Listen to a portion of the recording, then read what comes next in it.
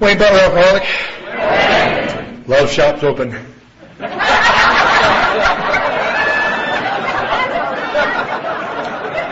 Let's all help Joe count as we understand him.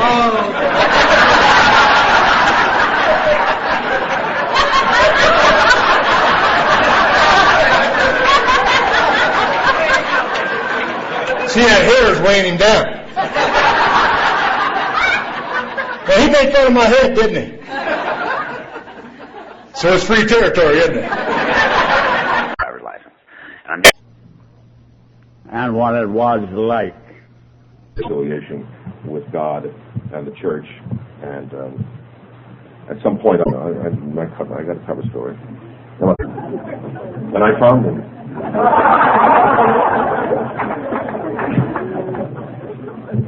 And being stared at this piece of paper for days on end. God is like understand God is. And I just, the grandiose thoughts of everything in common with you, or some woman who has nothing in common with you, and admit that person might be able to teach me something about me as a start. It talks about the reason. I saw about 2.5 years at this point. I had the election. I got elected to the city of San Bernardino City Council. I got elected. I got more votes than anybody else in the campaign. I couldn't believe it. I'd never been to Sacramento. I didn't know where it was. Every week or every few days. One of the things about being in the legislature that many years ago, there was but you know what? I got out of the hospital and kept going back to that meeting. I'd go every week. Didn't go 90 meetings in 90 days. One of the people that I met was the lady who invited me to come and speak here to you tonight in a read the steps, and then Rita, who came in there to that unit, following the Spirit. I heard somebody talk one time about being on your hands and knees and going backwards. I went back home to Carmichael, and the funniest thing happened. I had this love kind of begun to wash away. No matter whatever happens to me, if nothing else ever happens to me, the fact that my feeling was enormously touched. Once my mind is turned for me was to have to write stories. The guy could have written me a ticket, I wouldn't have been mad. Here's this guy out doing his work. It's raining. He probably wishes he was anywhere else. He takes his second convention center for one purpose, and it was almost like nobody knew or nobody cared. Now I know, of course, that lots of people know. We do, whether it's eating, screwing. We got married, and we have 6 children. 7 years. So I didn't want to come to AA. He said, well, put his arms around you, even people in AA. Maybe because it's human nature. Years later, going to step meetings, one day I was listening to someone reading the 11th step of the prayer of St. Francis, and he was saying, Lord, I pray that I may understand rather than to be understood. Every time I hear that, I remember the lawyer. I guess that's what the kind of a person who will put around to a bum is a person who has that understanding. Of course, I didn't know anything about it. I was leaving because I didn't belong there. And as I was leaving, he stopped me and he said, before you leave, why don't you meet some of my friends? And I think what touched me, and I think that listening to different speakers this weekend, it seems that God works the way He works. It seems that we're all different and that He touched us in the way that He does. People really took interest in me. I liked it. And that's what allowed me to come back. And I needed to come back. I needed to learn what I have learned in those years in the program. Because like someone was saying, I never knew that I was a sick person. And people that I have met, those 7 years that I drank, nobody ever said, John, you're sick. They said other things. Like the judge one time, I was facing the judge one time, he said, John, now he calls me John. That's the man I met 43 times. He wasn't a friend, but he calls me John. He says, the Fayette Park in the city of Syracuse, where you picked up last night, that's for the decent people to go there on Sunday. It's not for people like you. And because the way I felt about myself, I believe that. And one of the things I'm grateful for is I don't feel the way about that, about myself tonight. I really enjoyed being here.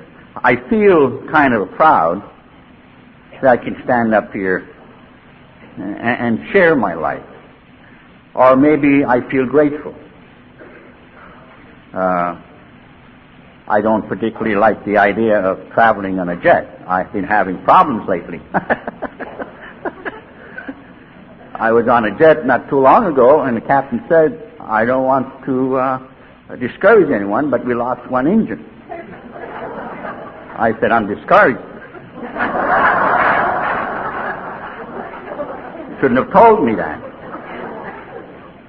The next trip I took, we got hit by the thunder or something.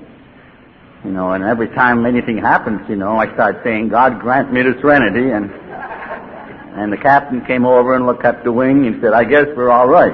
Well, I wasn't. Not at all. Then I was going to Alaska. Somebody invited me to go to Alaska. In Chicago, I spent 5 hours because they find out the generator, something happened to the generator that's supposed to keep this motor going. This weekend, I'm in Minneapolis 1 hour going around up there. And all I could think about was my kid would say down home, just carrying the message, sucks.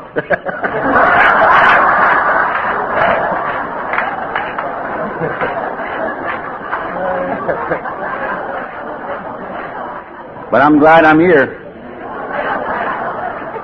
I want to thank you for that fruit basket you've given me and wonderful dinner that didn't cost me anything tonight. Tasted good. I got a king-size bed that I really don't need all of it.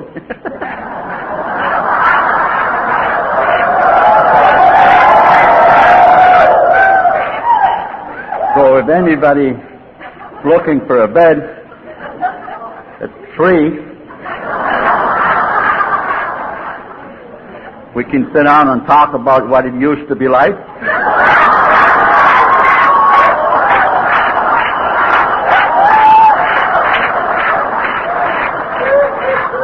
What happened and what it's like today.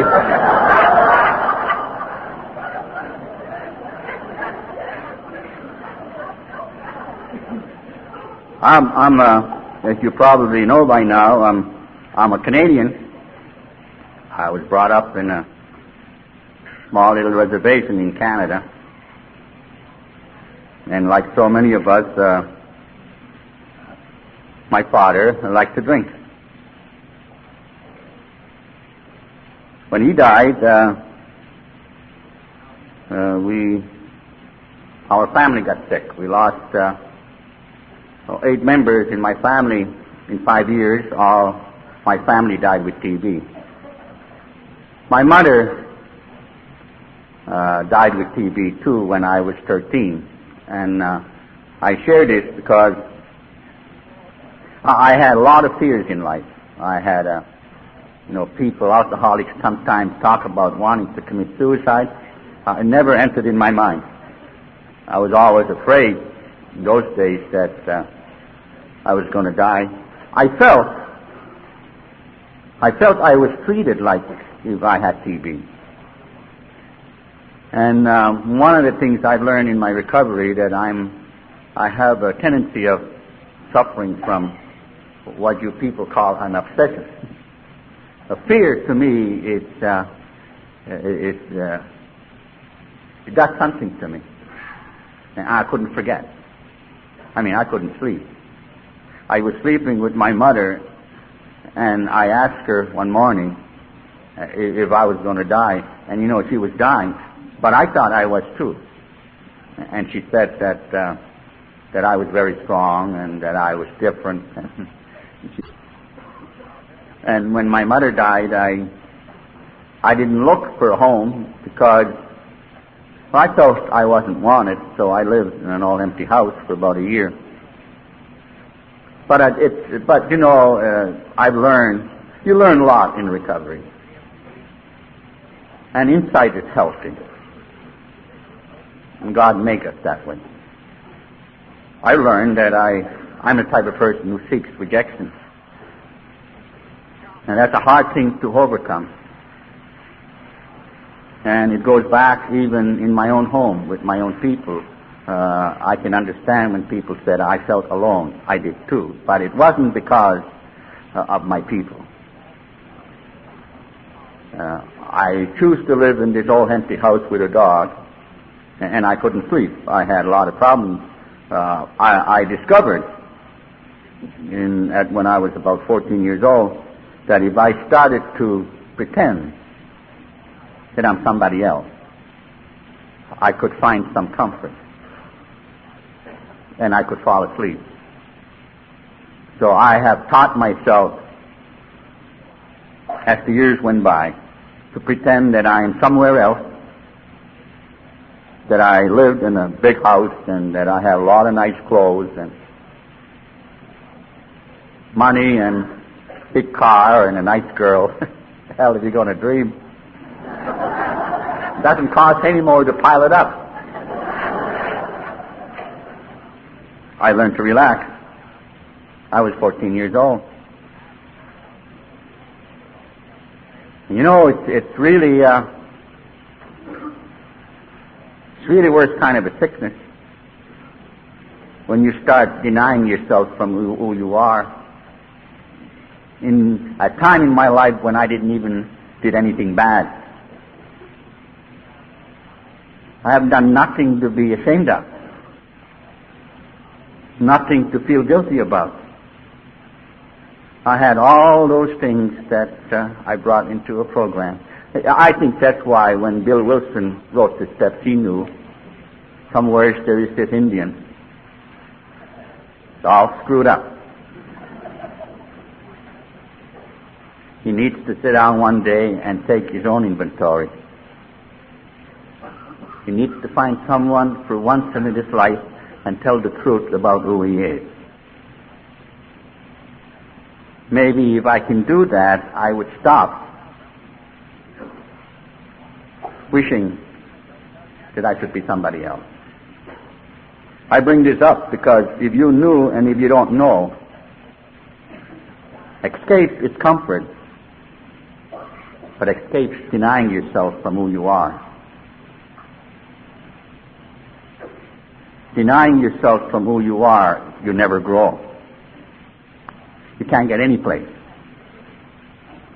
But God didn't make you for you to deny yourself. God made you for you to have strength to make a decision and to have choice. And to be effective, to be proud of yourself, to trust yourself, to be able to love, to be able to be grateful. So many things that we can do. I knew nothing about it. My people worked in lumber camps in Maine, so I left home when I was 14, and I arrived in Patton, Maine, and I wanted a job in the woods, but the fellow said I was too skinny, too young, and it was against the law to hire kids. He said the CC camp was 20-some miles in the woods and then needed a dishwasher because the Army, the Second World War, a lot of people were joining the Army and they needed help. So I walked and I arrived there and I met a man by the name of Bill Langster. He gave me a job and I was with him for 4 years. When I was 18 years old, some people suggested that I should join the younger people, that I needed to be with the younger people. Well, I I thought that I would join the army, then go back to my home and show my people that now I'm a soldier, and that I have grown. What I didn't know was that if you cannot read and write in the Canadian Army, you're not allowed to go on training. I joined the Canadian Infantry in Quebec City, of all the places, all French, and I don't talk French. And now, I don't mind washing dishes in lumber camp, but in the Army it told me that I wasn't as good as the next person. That's one of my problems for so many years. What is it in our recovery, the second step? Of all places, second step talks about believing. He identifies faith as the spirit of independence. Bill Wilson said, a person without faith is one who seeks approval. You live on what other people think about you. You will go as far as to tell lies about yourself just to be accepted. Boy, could I identify with that. Faith, he said, is the spirit of independence.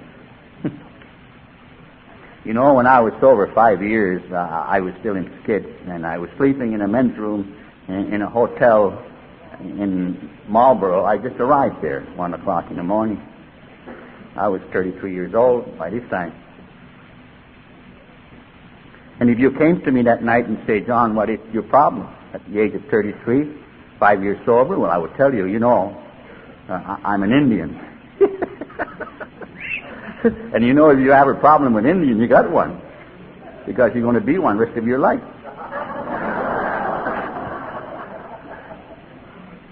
Second thing is, I can't read and write. I'm just an unfortunate person. I never had a break. Bill Wilson said, one who rationalizes and justifies, the list is long. If I had a nice girl, and if I have a nice home, and a nice car, and my new set of teeth, because by that time I lost 4 of them. I met one that I couldn't communicate too well with.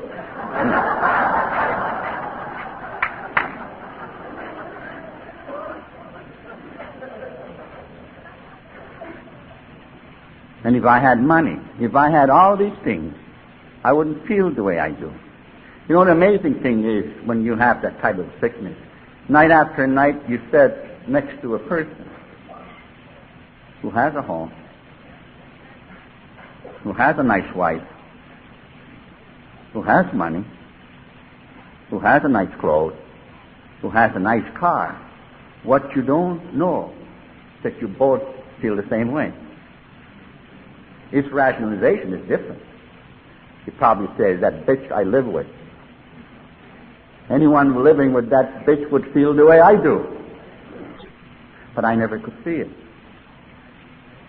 You imagine if someone came to me when I first came to AA and say, John, you stay sober, and one day you will receive a call from Omaha, Nebraska.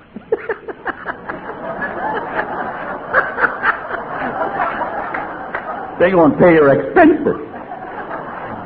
You'll have a king-size bed. They will take you out. But most of all, you can stand up there and you wouldn't be ashamed because you don't have an education. Or because you don't talk with English. Can you imagine if someone came to me that night and said, John, one day you live in a 14-room house? Not too long ago, I bought my wife a Chrysler. 5th Avenue. Not 4th, 5th Avenue.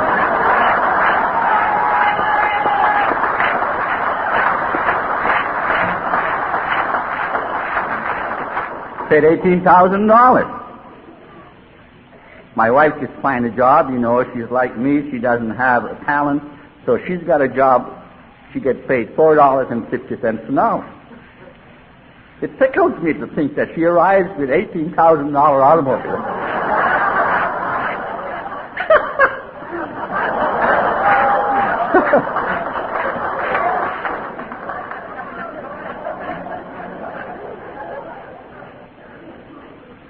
The army was very difficult for me,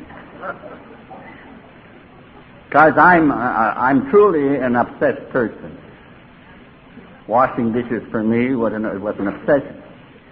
I told lies about it, because you couldn't tell a girl, you know, you're washing dishes. Why couldn't you? If you believe the truth, it's more honorable than lie. If you believe that the truth doesn't disarm you from being a great person. But I think just backwards. Now, I wouldn't go home to my people, because I didn't want them to know. See, I lost a brother in war, and I didn't want anybody to know that I was washing dishes. So I told lies about it. What I really wanted was a drink. But I wouldn't drink because, you've heard it in AA, I didn't want to be like my father. So I didn't drink until I was 21 years old. I was with a fella. We come around together a long time. He was a farmer. This lady is a farmer. Only this guy wasn't a farmer. He wanted to be one. I mean, that's all he talked about. Every time we go out, we talk. One time, him and I decided, we were 18 years old, so we decided, someone said, that in St. Lawrence Street in Montreal, you can go over there if you have money and pick the girl that you like. And have fun. So we saved our money, and we got all dressed up, so we looked good, in case they wouldn't like us, you know. So we went over to St. Lawrence Street, where you can pick the girls, and we stood there. And we stood. And we stood longer than most girls did. That's the kind we were. We were trying to convince each other which one should go and ask. Finally he did, and he came back. He was all upset, and he said, "John, you wouldn't believe." I said, "What?" He said, "She wants $25. I said, "What's wrong? We got a lot of money." He said, "John, you don't understand." He said, "Down home you can buy a cow for $25. Now that's a farmer, right? That's an obsession.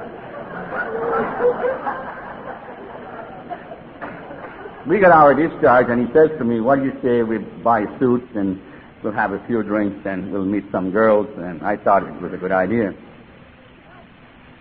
So he brought us, we went to Brewery Cafe in Montreal, and the third floor you walk in, and a four-piece orchestra playing, and in front there was a girl singing, practically with no clothes on. And I think that's where I received my first spiritual experience. But then I took a drink. I like drinking. I really don't understand too much about drinking. Some people tell us we drink for the effect. I suppose we do. But I needed a drink. Or I like drinking because, well, for one thing, I can get close to people. And I'm not even today, I realize the value of being able to be open and share your life. But to me, it's a very slow process in life. I'm sure I'm much better than what I used to be. But I enjoy drinking because I can get very close to people. I enjoy not being afraid what people might think about me. I suppose It was some kind of a freedom that I have never had. I like that. But the other part I like too is I like to be crazy. I enjoy being able to be crazy. I can't do that sober because I'm so sensitive of being intelligent. And I can't stand anyone who is stupid or ignorant. It bothers me. But that's not what really bothers me. What bothers me is I have trouble what St. Francis talks about, what the lawyer had. I have trouble saying, Lord, I pray that I may understand rather than to be understood, or that I accept rather than control. When you control, you destroy a relationship. When you accept, you put it together. But you control with intellect. But relationship is spiritual. It's not intellectual. It is not a question you're right or wrong. Question is, in this life there is something greater than what is right and what is wrong. And that is the ability to be able to accept. You know, that lawyer, it is so important. That lawyer who put his arms around me when I myself didn't know I belonged here. It was enough to bring me back. Another thing I like about drinking, because I can accept that I'm crazy, I suppose. I like falling in love every night. You know, I look at this girl and she's the most beautiful thing you've ever seen. You think she is. But not necessarily so, because alcohol also affects your vision. You know, you wake up in the morning, you say, holy Christ. You were so cute last night. But you know, you take a drink and you love all over again. And I love that. I love to be that crazy. I love fight. I love fight. Because I get bored. I can be in a bar room drinking and I look around and I'm bored. And I'll spot someone that I don't like the way he looks. A few more drinks and I will approach him. I don't like you. Johnny says, I don't want any problem. I said, it's too damn bad you don't get it anyway. I love that. And then they would call a cop. And everybody thinks that's when I'm supposed to leave. But then that's when just the fun starts.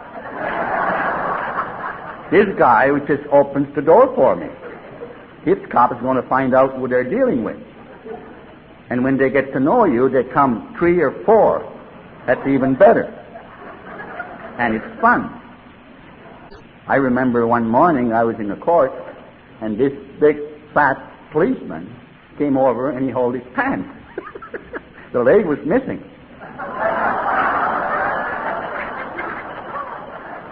Everybody in the court laughed. Judge laughed, so I laughed too. It was fun. Until he gave me 6 months, then it wasn't fun anymore. Everybody was laughing but me. But alcoholism, it gets worse, and the day comes when you don't fall in love every night anymore. No more fights. You don't get close to people anymore. It doesn't do anything, and you can't stop. I knew I couldn't stop. I also knew it was first drink. I have known that for years. But I never knew that I was powerless over one drink, and I didn't know I was an alcoholic. But I've always known that once I took a drink, I never stopped. When I was asked to come here, I know it was probably one of many important days in my life. But I came here because I was hungry. I needed a donut, free coffee.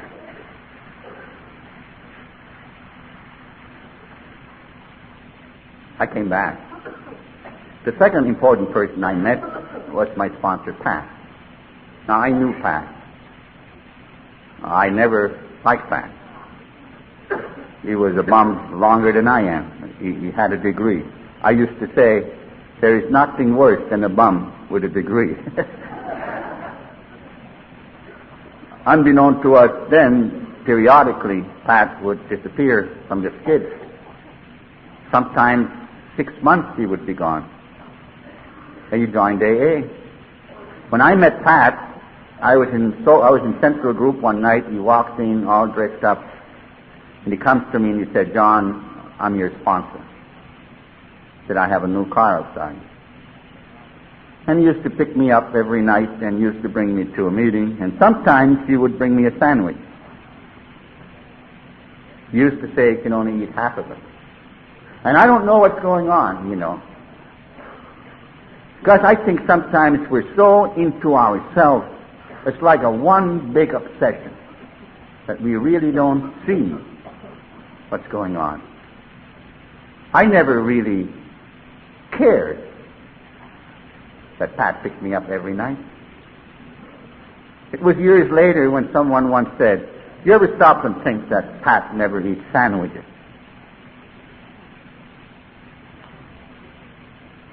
And someday, if you're lucky enough, you stand up here and you brag about $18,000 Chrysler, nice hotel room, feeling good about yourself, to be able to learn and identify with the speakers, to be able to tell a joke and laugh. But it's so important to realize, where does it come from? It is so real to know that there have been people in my life who took time to help me when I didn't even know that I needed help. When there was no gratitude in my life, there is no question that there is such thing, what St. Francis talks about, that you and I are very, very capable of understanding rather than wanting to be understood. That we are very capable of buying a sandwich, bring it to a person who doesn't even know that he needs help. That is a very healthy state of mind away from ourselves. Among other things, that I stopped at noontime meeting, Thanksgiving. It's a talking center, and people come over there and they bring turkey. They had a meeting 10 o'clock, and there was this big guy sitting there, weighs 200 or so. He was sad. He said, "I just been to my father and my mother. I went there today," he said. "I had all the intentions to hug my father. We have not done that," he said, "since I can remember. I wasn't sure I could hug my father," he said, "but I was pretty sure that I could hug my mother. But I said I just couldn't do it."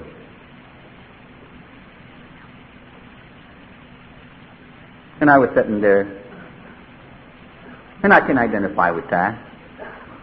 I don't know what it's worth when you have father and mother that you cannot hug, or when you don't have them. But we all have a past that we have to live with. Some lady said today, if you are a parent, when you go home, you make a point that you tell your daughters and sons that you love them. But I see an awful lot of sons and daughters sitting here. What about you when you go home and tell your father and mother that you love them? What the hell you think? It's one-sided?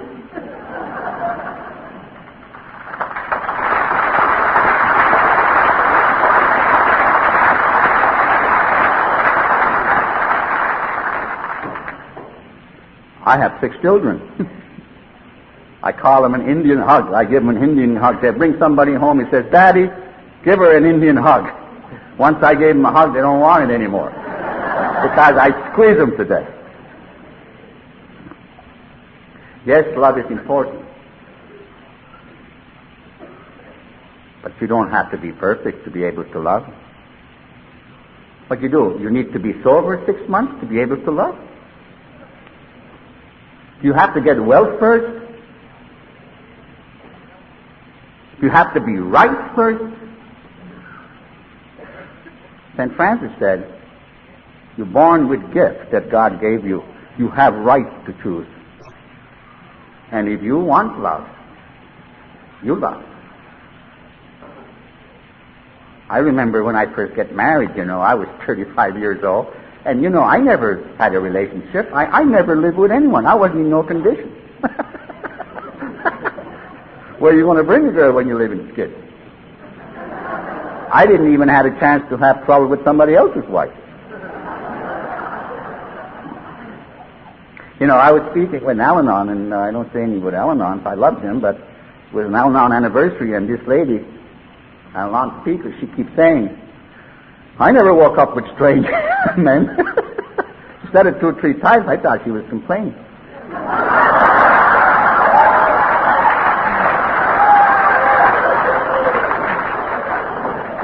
I get up and I said, I've always woke up with strange women. And I liked it. It could have been somebody else that I wouldn't like it.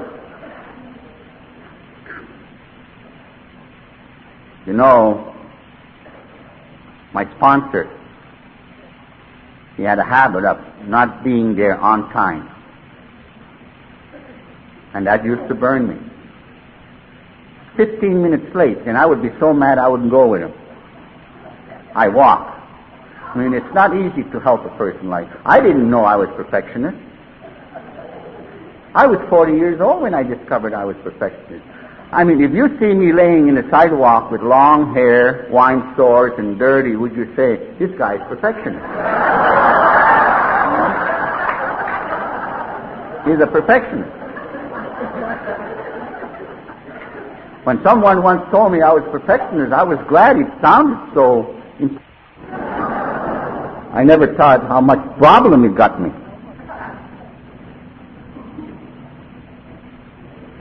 17 years later, my sponsor took a drink, and he died. Called me up one time. It was in Buffalo, New York. John says, I'm in trouble. I drank. So I said to my wife, the man helped me an awful lot. I'm going to see if I can find him. I found him.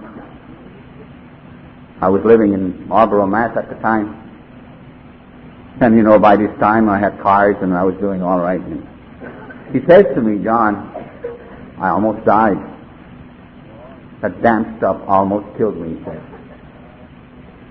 So I brought him to Syracuse because he wanted to go over there. He took a drink in Syracuse and he died in West Street. This is where him and I used to exchange blows months ago when he said, John, the damn thing almost killed me. But he taught me something, Pat.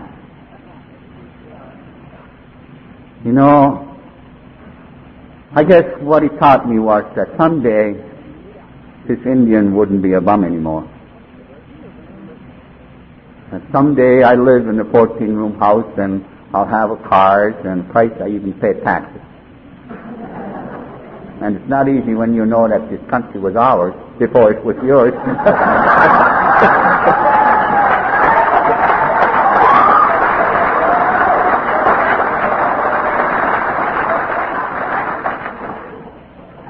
Someday when I have all these things, there'll be maybe someone who comes to see me. Because, it's quite a thing to be able to be invited. It feels good when your opinion is honored from your fellow man, knowing that it's something you cannot buy, that it is not something that somebody gives you. It's not a gift. but it's something that you have decided to choose in your own life. People will honor your opinion if you honor your own. Beautiful thing. Someday, instead of being a bum looking for help, there's always another one. Comes along and says, John, you think you could help me? And all you can think about is that sponsor. Somebody who taught you the value of love. Someone who stopped the car and buy a sandwich for a bum who lives in a mission. Pick him up every night when he's not even grateful. When he's mad because you're late. One day when you learn to get well, you learn to put pieces together, and the value is that one day you share the same thing to another person. You know, to pass it on. And to some extent I do that. I never do anything well, but I go along.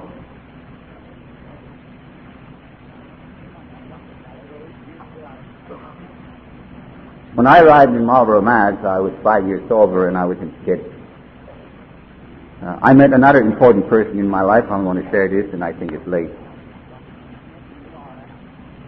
He says, John, there's a new meeting starting they started in Worcester a week or so ago. Would you like to go? I said, sure. And that was a step meeting. Now, I knew there were steps. In Syracuse, New York, every meeting, they would read the steps and traditions and fifth chapter. And you have any mind at all, you can memorize these things. And I knew what fifth chapter says. These are the steps we took, which are suggested as a program of recovery. But they had no step meetings in Syracuse, New York. Back in '57, there were no step meetings. And there were none in Massachusetts. They started this one. Father Fred, who was a good friend of mine, who's still alive. Eddie D., who was sober, he was a newspaper reporter, sober about 40 years. There were a lot of people who knew something about what this was all about. And I walked in there, and what they did was the pages of the steps, like 6, 7 pages, and that's the first time I'd heard about the recovery. And then you had these people who would express their ideas, their insights as to what step means to them. And of course I was confused. I had never heard him before. I certainly didn't believe that night that I need this program to recovery. I really believe what I told you, that if I have a car and a girl and a home and a job and money, that I would be all right. Because after all, you know, second step talks about coming to believe that there is a power greater than ourselves. You know, of course, if you believe, maybe you wouldn't look for approval. If you believe something, maybe you will learn that what you want cannot get from the outside. That no matter how much person loves you, he cannot give you. God didn't make you that cheap. God gave you a choice. Right for you to be able to choose for your life. And if you don't choose, you know. But it seems to me, from the time I could remember, at the age of 13, sleeping between 2 mattresses, my greatest desire was to be somebody else. And I find comfort pretending that I'm somebody else. I could actually fall asleep. Faith, I have never found faith that's something very comfortable. I do understand today, while maybe it is true that faith is not that comfortable, it is the magic that allows you to go from where you are with what you have in life. I was not capable of doing that when I was 13, when I was 20, but I needed, my better judgment was, I needed people in AA. I needed the moral support. I needed the understanding.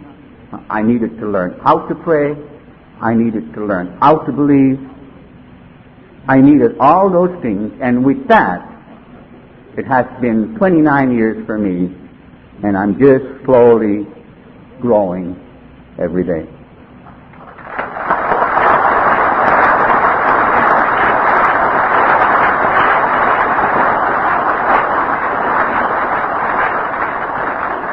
Sometimes I walk, when I don't feel good, I walk into my house, I looked around with my kids, and you know what I said? You're a bunch of assholes. You know why I know that? Because I am one myself. It's beautiful when you know that nobody is perfect. It's even beautiful to know that's the way God made us. We born and die imperfect. But who says you have to be perfect for that magic that lawyer had to be able to understand? Who said you have to be perfect to do what St. Francis said? For it is in self-forgetting that you find. It is a person who tries to be perfect. He never goes any place. It is also a person never finds too much happiness, because there is a certain amount of happiness comes from imperfection. Believe it or not. You know, if you make a mistake, if you hurt someone, say you're sorry. If you do that, you find freedom. More important, you develop a trust and respect. You never get that by trying to be perfect, but you get that by dealing with imperfection. I never understand what life is all about. Paul owned a restaurant. I used to go over there. Rita, she was a waitress. She said, John, can you paint a house? I said, sure. You know, when I was drinking, I used to paint people in the church.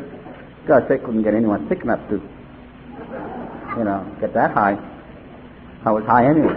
Anyway, she said, would you come over and give me an estimate in my house? And I did. I gave her an estimate of $300, and I got my first job. But I was sleeping in the men's room in a hotel, and I said to Paul, well, I got a job, but I don't have any money. He said, Paul said, I figured now that I'm president in my own company, I should buy a white coverall. Bought some paint, brought everything to a job. I went to meeting Saturday night, and the fellow by the name of Joe, who works in the telephone company, someone said, ask him, he's got a lot of ladders. I asked Joe if he could loan me a ladder. He said, if you don't tell anyone, it's against the rules. He said, pick it up. I said, I don't have a car. He said, I'll deliver it.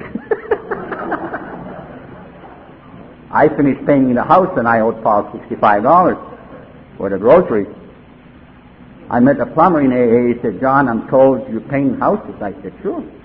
7 miles from here, all you need is a step ladder. So I bought a step ladder, and I got all my drop cloths together, and then I stood in the corner, and I stopped the bus. And this guy, he looks at me, and he looks at my ladder.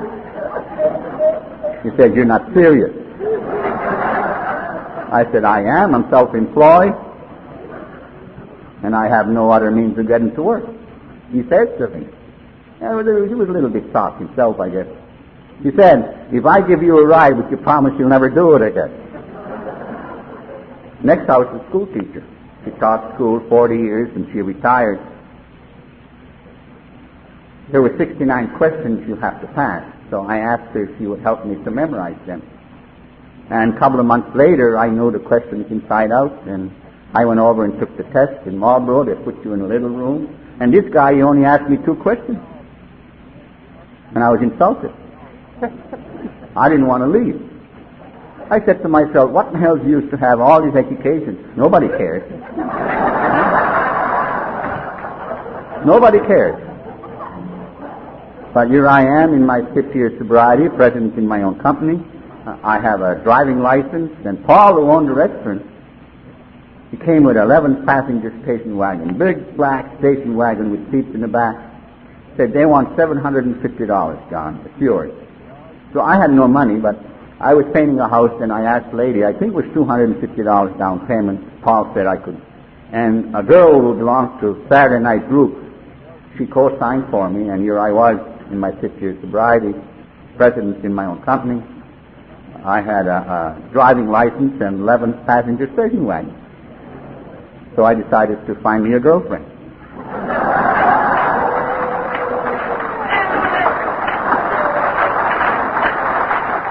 But I had 4 teeth missing. I felt you couldn't find the type of a girl that I was looking for with 4 teeth missing. That's why I lost my teeth Smitty's.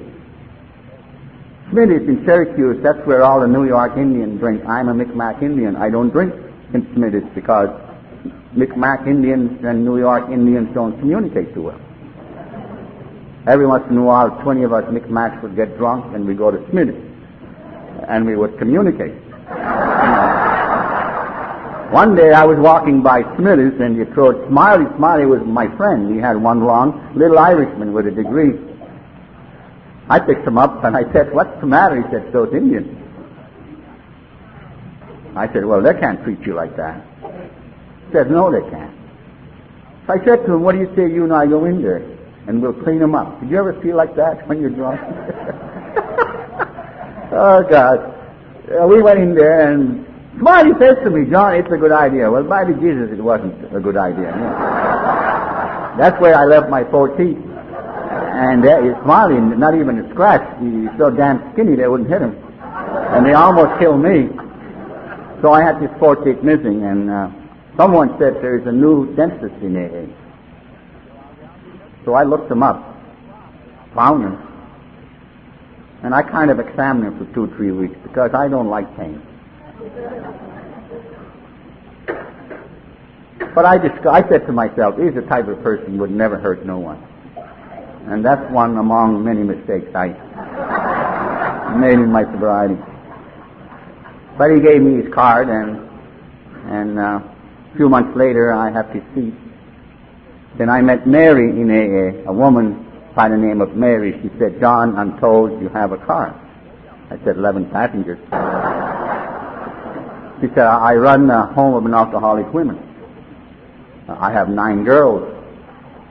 I'm looking for someone to bring these girls to a meeting. Would you like the job?" I said, "I'll be very happy to." That's where I met Kathy. On our way from meeting, I said to her, "Would you like to go out on date?" And she said, "No." You know, she didn't even think. It was a total rejection. And I was hurt because I don't like rejection. And I don't like pain. I'm a sensitive person. I get hurt easily. And I don't suffer well. On my way home, I said to myself, who in the hell she thinks she is? You see, she has nothing. And here I am, I'm president in my own company. I have no teeth. Riding around with 11 passengers. Thursday night comes along and picks the girls again, and on our way back, I said to her, "Would you like to go to a show in Boston?" She said, "Yes." And we did, and on our way back, I asked her to marry me. She said, "But I don't know you." I said, "It's all right. We still have 5 miles to go. We'll get acquainted."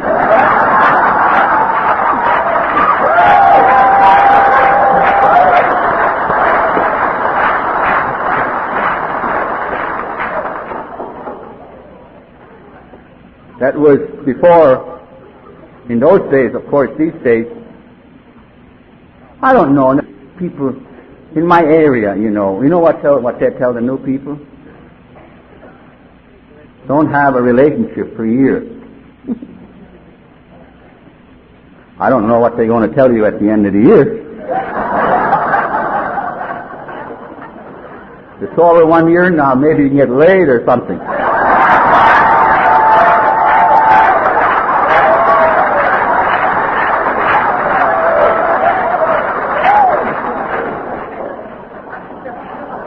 I just want you to know that that's not what Bill Wilson says.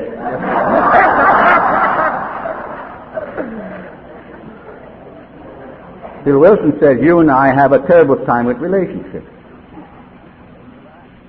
3 reasons. Number 1, We're self-willed in extreme. A self-willed person is a person who don't share, a person who controls. You don't have relationship controlling. 11 steps St. Francis talks about. Understand and accept rather than control. Bill Wilson said an alcoholic is self-centered in extreme. His greatest desire is to be central attraction. He says he's grandiose. But he said, if you have taken first 5 steps in AA, Bill Wilson said, you have opened the door to a relationship. You haven't learned how to have one yet. But you have opened the door. If you don't understand sitting there, if you are new, then it's your damn fault. They are step meetings. It is your life. And I'm not saying this, I'm saying I was sitting there in my 5th year sobriety. And I didn't understand one word what AA was all about. I remember, Kathy and I were married for a little while. First year, you don't discover any wrongs. All you could think about is bed. You don't see that person has wrongs. But Kathy doesn't have any more wrongs than I do. But about a year later, we had one child or something I discovered on Wednesday. Kathy would like to wash clothes. Like Italians like spaghetti. She likes, they do. One of my daughters married one of them. She likes spaghetti. She washed clothes and then put them in the little bundles, and she got them all over the place. Now you must realize I'm a perfectionist. Well, I come home one day and I see these clothes all over the place. Well, I'm sober 5, 6 years, so I'm not going to blow my top. I'm going to sit down and talk to her. I said, honey, these clothes drive me crazy. Next time, would you put them in the other room? We got 5 rooms now. I figured, what the hell, we both like each other. All you have to do is explain something. You identify with that? Just explain it intelligently. Until next Wednesday when he came along. I walk in there and there's the clothes all over the place.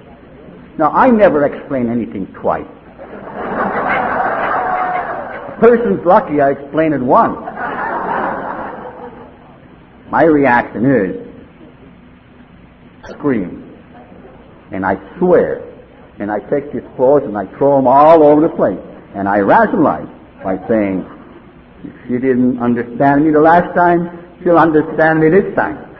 You must remember, a person who cannot accept another person is a person who has to be intellectually rationalize the problem and saying, hey kid, I am wrong and you're right, I am right and you're wrong.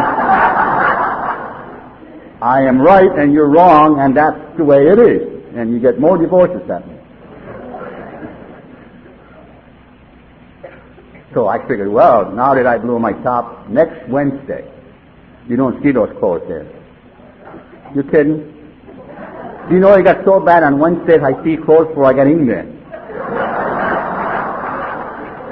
Now, I travel with Father Fred. But I'm sober longer than me, so I don't ask for advice. When you're sober longer than anybody else, you don't ask advice. But I do mention it. And he gave me one of the most stupid answers. I said to myself, for a priest, he's very stupid. You know what he said? Why don't you help her? Me? Painting the house 14 hours and come home and help somebody to put a clothes away? You gotta be kidding. You see, what I really believe is that you can earn love. St. Francis said you cannot earn love. St. Francis said you pray to love rather than to seek love. Whether you work 14 hours whether you're rich, whether you pay for everything, whether you're tired of law, don't change to fit your own convenience.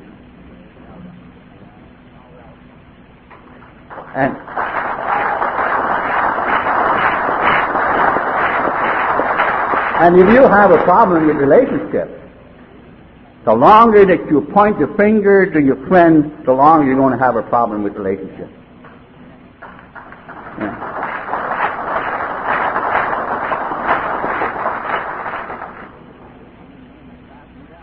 3 months later, Kathy and I got married. We had $85. I said to her, would you like to go on a honeymoon? We went on a honeymoon. We came back with $35. We moved into a 3-4-room apartment. We paid $13.50. We had absolutely nothing. Nobody showed up in our wedding. Only 6 people. We had no furniture, no bed. This lady was talking today. No blankets, nothing, just the two of us. And the coffee table that people who run the Faith House, the man used to make furniture, so we got a coffee table. Kathy says to me, where are we going to sleep? I said, we'll sleep on the floor. What the hell, I've been around long enough to know that you can have fun on the floor. I said that one time in a meeting, and this lady came to me after the meeting and she said, young man, I don't know how much fun you can have on the floor, she said, but I know you can have a lot of fun in the Oriental rug. I said, thank God you identified. Laying on the floor, I said to Kathy, you know, I'm the only one left, and I would like to have a boy. And if you'll give me a boy, I'll buy you a diamond. So, a little sick, you're laying on the floor, promising a diamond. But the beautiful thing was, Kathy was sick enough so she believed me. Hospital waiting for a boy, and I walk into a bank first time in my life. I wanted $200. You know what they told me? I needed collateral. I didn't know what the hell it was. You know, people in AA talk about everything but collateral. If you ever speak in AA talk about collateral, I talk about collateral. I went 3 banks and then needed collateral. So I went to see Paul, and I said, Paul, what's collateral? He said, don't worry about it, John, you don't have any. I said, what can I do? He said, you can pray. I said, Christ ball, they don't need God, they need collateral, you know. But I went to Hudson, 7 miles, and I met the gentleman. He told him about Kathy and I. He says, we don't lend money with sad stories. But you know, after a while he says, well, how much do you want anyway? And you know, he sounded so good, I said, $400. He gave me $400, and I walked in the jeweler store, and I said to Alan, jeweler, became a good friend years later, best the diamond I want. Show me the best diamond. He did. I said, show me the cheapest one. So I bought one for $150, and I brought it to Kathy in the hospital. She calls me up crying, and she said, honey, it's the girl. I said, you got to be kidding. Next Christmas came along, she was in there again. Called me up, she's still crying. Said, honey, it's the girl. Next Christmas came along, and she was in there again. Called me up, still crying. This time it's twin boys.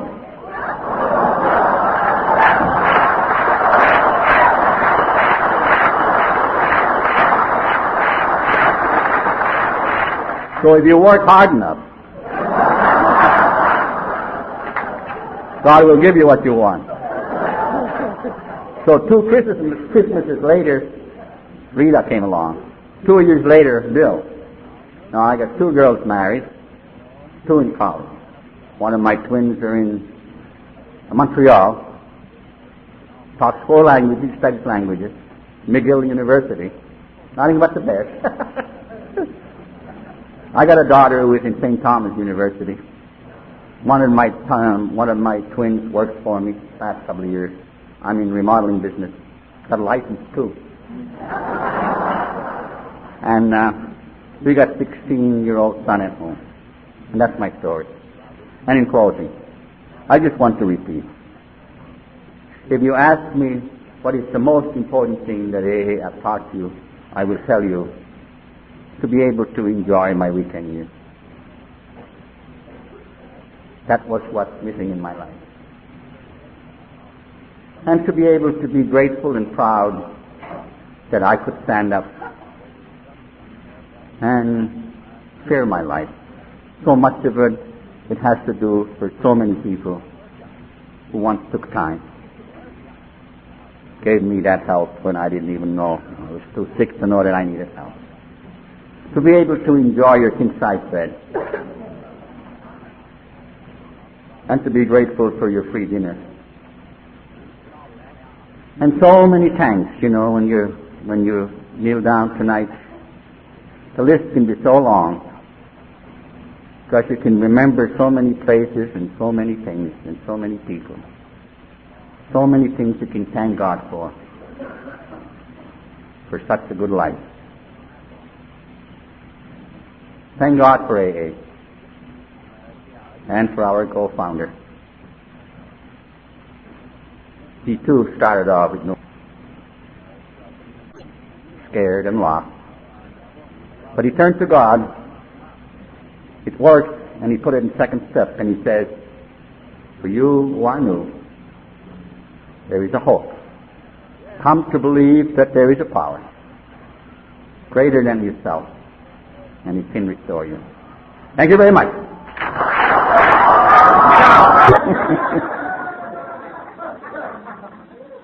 And I'll let you know what my prayer is. A woman who I actually met her this afternoon up in Sacramento, and I had to begin with offering an amends to her. The program states that she is from Groveland, and she asked her if she would mind moving to Groveland so that the program wouldn't be wrong. But she is from Sacramento. Totally my error on that part. We listened to some speaker tapes, and we were all very excited about offering this service position to her, and very excited that she accepted the position. And then we gave her directions to get here and got her lost. So not only am I grateful that she was willing to accept our offer to come and speak with us, but I'm very happy she was just able to find the hotel. So I turn it now over to Judy C. from Sacramento. Thank you.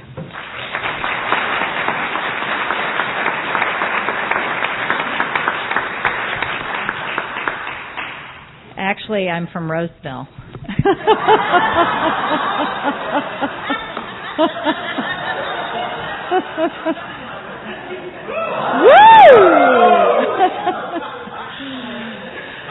Well, hi everybody. I'm Judy, and I'm a grateful member of Al-Anon. And I'd like to start off by thanking the organizers of this event. It is a huge deal to organize any event. And I know how much time and effort and patience and prayer and love and compassion it has required for you all to do this. So thank you, organizers, and thank you for inviting me here. It's a privilege to be here. Well, I went to an Al-Anon meeting the other night, and for the first time I heard about the 4 M's of Al-Anon. And this was new for me. I had never heard this before. These are the 4 M's of Al-Anon. Managing, some of you might find these familiar, manipulating, mothering, and martyrdom.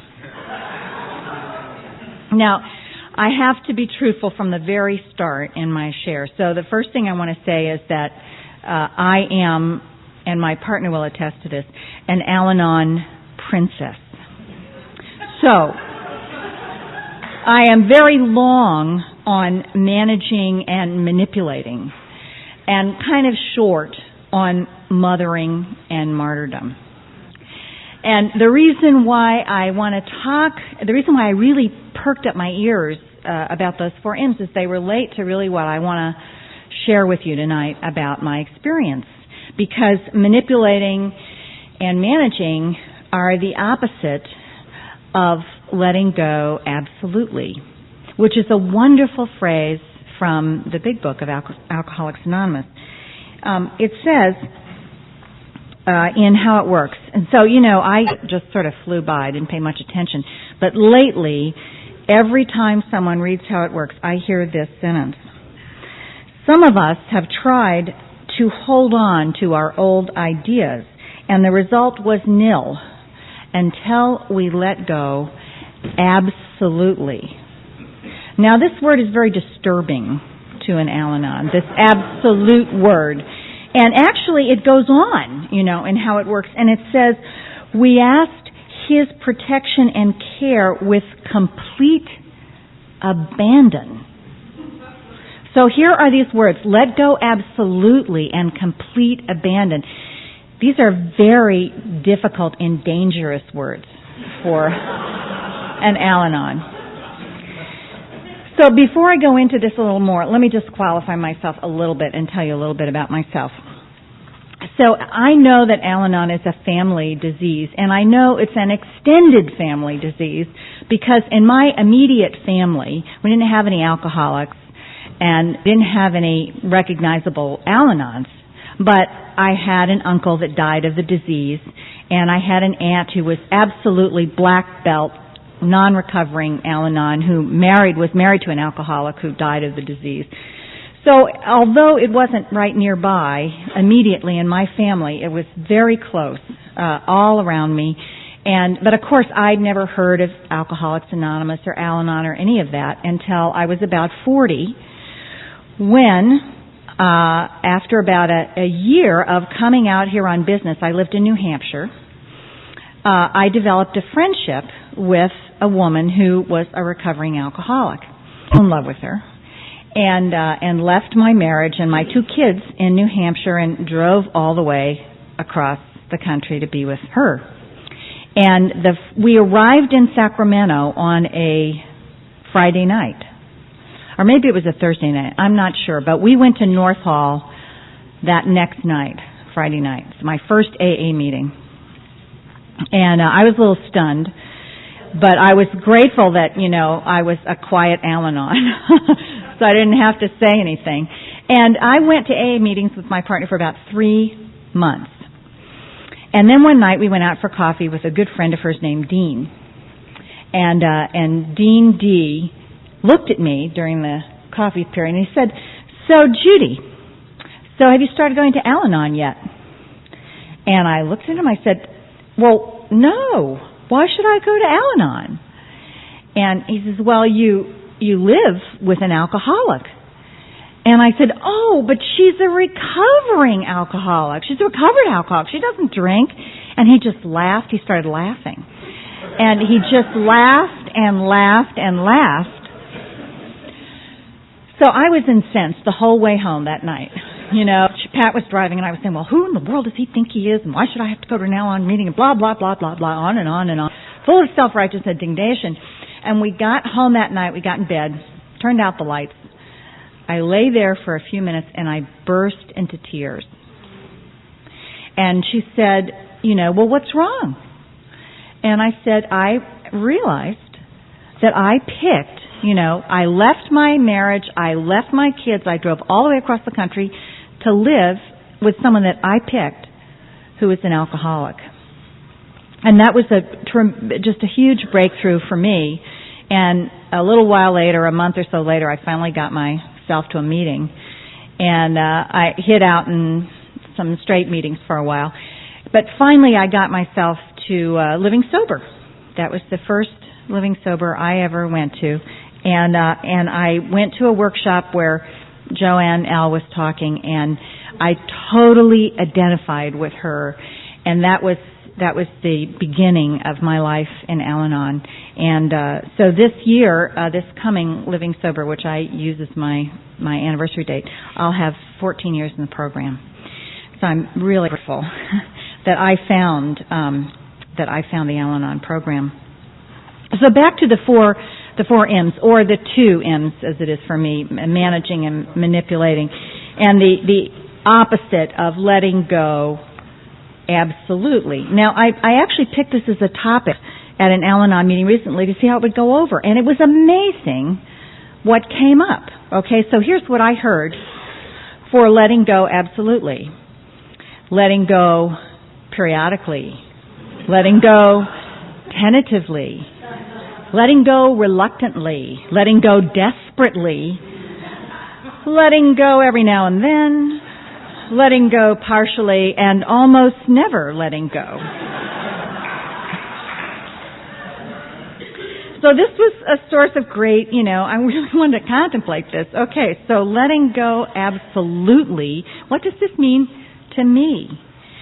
Well, it's a scary concept because first I had to think about, before I could even approach this word absolutely, I had to think about what it was I was really letting go of.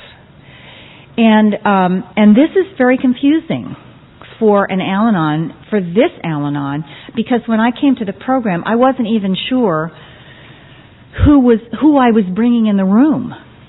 I mean, I wasn't even sure that there was anything of me to hold on to. And so after a lot of thinking about it, I decided that the most important thing, I forgot to say something. Wisdom is often, someone told me this once, wisdom is often knowing what to hold on to and what to let go of. And in Al-Anon, I'd let go of so much. I'd let go of myself, I'd let go of my wants, I'd let go of my desires. So the idea of letting go, what to let go, was pretty confusing to me. Finally, after a lot of thought, I got clear that the thing that I have to hold on to is me. And for me, that's, the idea that I'm real, that I exist, that I'm actually substantive, not what somebody else thinks of me, that I really exist, that I'm real, that I'm good, that I have a truth. It may not be your truth, but it's my truth. I have a truth. And towards other people. And that's what I really need to hold on to, is this awareness of me as real, as good, as having my own truth, as being loving and compassionate. And so if that's what I want to hold on to, then what is it that I let go of? And I know everyone in this room can answer this question. It's my expectations. In particular, it's my way. It's my pride. The concepts that I have of doing things the right way. I just really am the kind of a person who knows that there is a right way to load a dishwasher. And there is a right way to make a bed. And there are many times when I have reloaded the dishwasher and remade the bed. So I have a lot of concepts. And the other thing that I know I need to let go of is my fear. When I came into the program, I was so frightened of everything. I remember after my third meeting, I went up to a woman who I felt had some experience in Al-Anon just by listening in the meeting, and the tears were rolling down my face, and all I could get out of my mouth was, "I'm so afraid." And it was so sweet. She just simply was not overwhelmed by me. She just sort of patted me on the back and gave me a hug and said, "Keep coming back." It was just the best thing anybody could have said to me.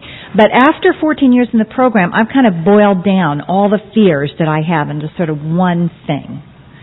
What I'm really afraid of is not getting what I need. And mostly that's love and acceptance, unconditional love and self-acceptance, accepting myself. That's what I need.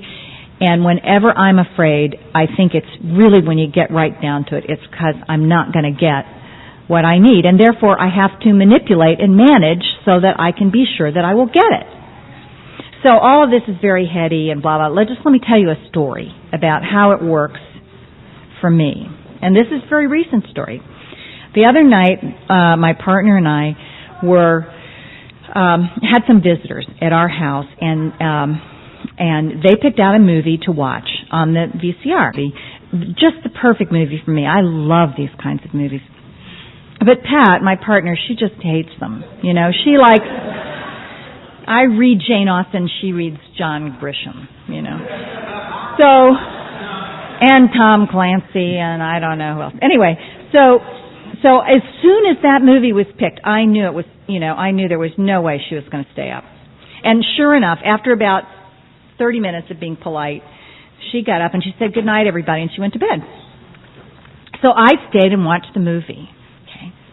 So I came upstairs at the end of the movie and I walked into the bedroom. And, you know, it was dark in the bedroom. And I have trouble, I don't know about you, but I have trouble taking my jewelry off in the dark, you know. So I just turned on the light.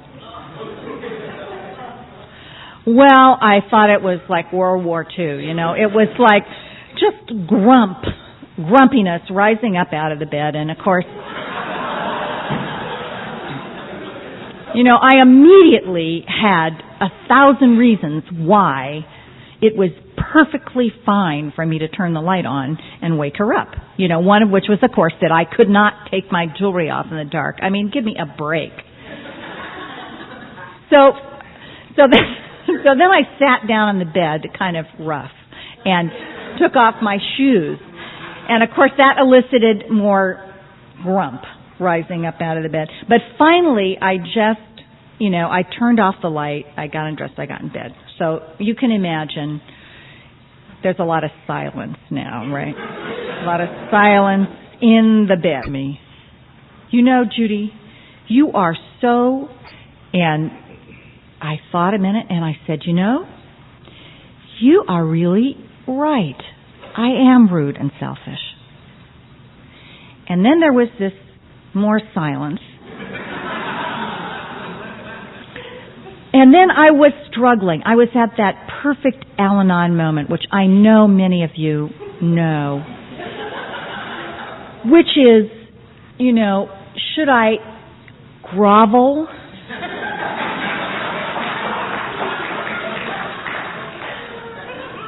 Should I seek revenge?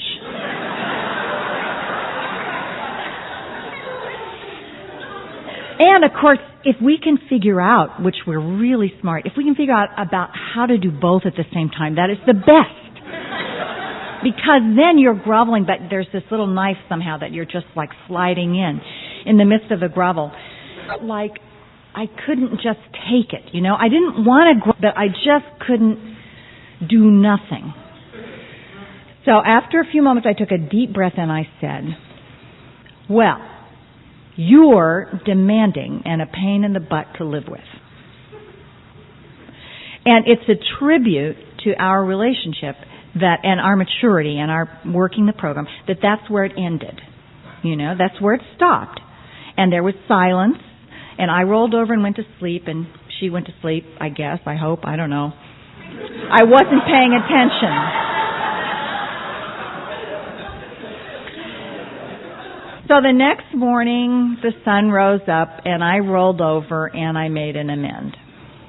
And I said, I'm sorry that I disturbed you, and I turned the light on, and the next time this happens, I will get undressed in the other room. Now, what does this story, you know, tell me about me? It tells me that in 14 years of working the program, there are some things that I've been able to let go of, and there are some things that I am still holding on to. So what am I holding on to, and what am I letting go of, you know? Well, what I have let go of is this groveling behavior, which used to drive me nuts. I mean, I was so full of inner agitation when she got mad at me because I had no detachment. And I used to like smile at her and try to make up, you know, for it. And it feels like such a freedom, such a release to not have to grovel anymore. I can like just wait for things to settle down and improve on their own even, you know, before I rush after. That's great. And the revenge that I took was much milder. than my previous experiences with revenge. I mean, it was really an improvement. And I didn't say it actually very angrily. I just said it in a matter-of-fact way. You know, and it's kind of like, for me, at that moment, it was speaking my truth. That was my truth at that moment. And holding on to my expectations, my way of doing things, and ultimately, I'm holding on to this little bit of fear. And I didn't really even get this until I contemplated, until I thought about this event at least 2 or 3 times. And I suddenly realized why I turned the light on. I turned the light on because I was still angry at her that she wasn't watching the movie that I wanted to watch. Now, this is like really dumb. I mean, I know that she doesn't like those movies. And actually, when she got up and left the room, I felt totally accepting of the fact that she left the room. But way deep inside of me, there's this little fear that if she doesn't like what I like, I must be wrong. And I resent having that feeling that I must be wrong. And so I just had to get back at her just a little bit for not liking the movie that I like. Now, isn't that amazing? After 14 years in the program, after letting go of so much, that we can still have these little subtle junk in there that causes us to manipulate the people that we really love. And that's why it's so important to keep coming back, because it doesn't go away. It just gets subtler and subtler and subtler is what happens. So we have to keep working on it. I have to let go of, absolutely, I'm at that point, that I can change anybody or anything. I don't even think I can change myself anymore. What I can do is change my attitude or my awareness. So to go back to what I said earlier, you know, if I am, I have to, let me think about how I want to say this. I have to hold on to the awareness of who I am as a good person. And what I've discovered is that the more I let go of that, my awareness of me being a good person, the more I let go of that, the more I have to hold on to this other junk, this pride, this defensiveness, these concepts, this whatever. And the more I let go of that, the more I hold on to who I am. So, lest you think that I am well and wonderful, let me assure you that I am not. This past year has been a really difficult time for me. And I want to take a minute and share a little bit about it, and be real.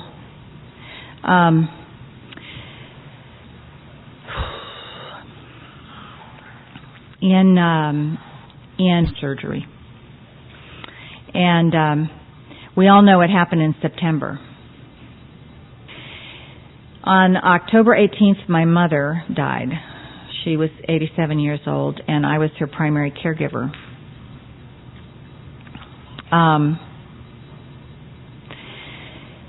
And after her death, I spent the next 2 or 3 months being sick most of the time. That was apparently how I was dealing with my grief. I just had a series of really bad colds and viruses, one after the other. And finally, I started to feel better. And our dog got this really virulent form of cancer. And he's a puppy. He was 2.5 years old. And we had to put him down after about 3 weeks. So it's been a real dark time for me. A lot of dark things have been happening to me. And I actually know from talking to a lot of friends that it's been a dark time for many of us, just because of what happened in September. And none of those things could I control. None of them. I had to let go absolutely of, how Pat was caregiving her dad, all of her family, all around that. I had to let go of my mother, my Doug. I had to let go of these terrible events that have happened to us. And I can't say that I haven't felt sad, and I haven't felt heavy. There are some mornings, I remember one of the things I identified with Joanne L. was she talked about what she was like in the morning. She said there are some Al-Anons who wake up in the morning and they say, "Good morning, how are we this morning? Wake up, the sun is shining, it's a beautiful day." And it's just, as soon as she did that, I thought, God, that is me. And form of dealing with life is denial, right? And I'm here to tell you that I do not wake up like that anymore. I do not. It's one of the blessings of the program that I am not in denial, and I'm sure my partner thinks it's a great blessing too. So I have actually had some mornings this past 7 or 8 months when I have woken up and I have not felt like getting out of bed. And it literally felt like a heaviness. It's as though I wake up and the air feels heavy on me, and it's saying to me, just don't get up, I see some heads nodding out there, so I know there are people out here who feel this way. So it's not that I haven't felt that way, but there have been some real changes in my life. And the first one is this letting go of denial. The first one is this looking at life the way it is, not the way I expect it to be, the way I wish it were. Life is pretty awesome. That means for me, it is full of awe, and September 11th was a time of tremendous, awe, just overwhelming awe is how I felt it. But I am not being in denial about that or about the world situation. The second thing that's really important to me, that's a change, is that I no longer have the need to fix it. I grew up in a family where somebody, I don't know who it was, gave me the notion that I had the obligation and the power to fix what wasn't working. And it didn't matter whether it was what wasn't working in my house or my school or my community or my world. I was the duly designated fixer. And today, I can look at some pretty awesome things that are happening out there, some pretty horrible things, and I can say today, I do not have to fix this. This is happening, it's real, but I do not have to fix it. Now, that may not sound like much, but for me, that's a huge deal. It's a huge shift for me. And it goes back to letting what I can let go of. Absolutely. And, of course, you all know this. It's not like you let it go once, right? I mean, letting go absolutely is letting go every second that we take a breath in and we put a breath out. Every second. And that's sometimes feels a little onerous, like hard work. But on the other hand, every second we get a fresh start, right? That's another way to look at it. If we didn't let go 5 minutes ago, well, we have an opportunity right now to let go. So a fresh start, letting go, absolutely. Well, I haven't taken up all the time, but I'm done. So I'm going to end. I'm going to end by saying that what I've discovered I can hold on to.